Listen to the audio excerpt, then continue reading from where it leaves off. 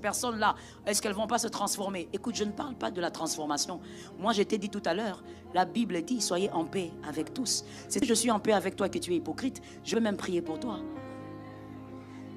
Dans mon livre, Le mariage n'est pas un jeu, j'ai dit ceci quelque part dans un chapitre, j'ai dit aux jeunes sœurs, parce que c'est un livre pour les jeunes sœurs et les jeunes frères, je dis, le cœur d'un païen n'est pas le cœur à prendre dans le mariage, c'est un cœur à présenter dans la présence de Dieu. Donc, je sais que tu es hypocrite, je peux même jeûner pour toi, mais ça ne veut pas dire que tu seras dans le premier cercle. Non, dans le premier cercle des hommes à mission, il n'y a pas des hypocrites. Maintenant, on a déjà parlé des cercles, n'est-ce pas? Au milieu dans les cercles de Jésus, l'hypocrite c'était qui? Il était dans le 40e cercle. Deuxième cercle. Deuxième cercle. Tu vas maintenant ce soir, je vais aller vite, tu vas comprendre pourquoi Jésus l'a gardé dans le deuxième cercle. Parce qu'avec les hypocrites, il faut avoir une stratégie. L'hypocrite est très hypocrite. L'hypocrite voit vos défauts comme une arme de destruction pour vous. Il y a maintenant une manière de gérer l'hypocrite. Je vais aller vite là-bas. Il y a une manière de gérer l'hypocrite. Pourquoi?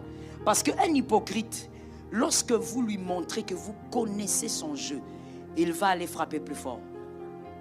L'église doit grandir dans la sagesse. Est-ce que quelqu'un m'entend? L'église doit grandir dans la sagesse. Jésus était devant la tombe. Il a dit, Lazare sort. Par la puissance de ce qu'il était.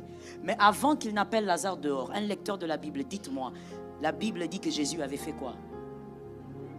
Jésus avait pleuré. C'est-à-dire, la parole de Dieu nous révèle les deux côtés de Jésus. Le côté humain et le côté divin. Il a pleuré, mais en même temps, il a ordonné qu'un mort pourri sorte.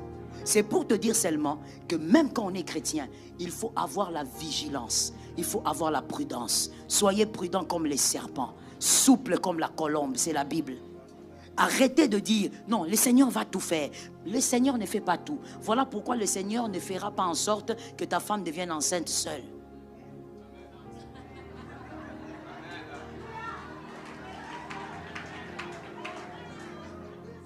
Dieu donne-nous des enfants, donne-nous des enfants, tu t'enfermes en retraite. Dieu donne-nous des enfants. L'enfant là va venir comment? Papa, sors de la retraite.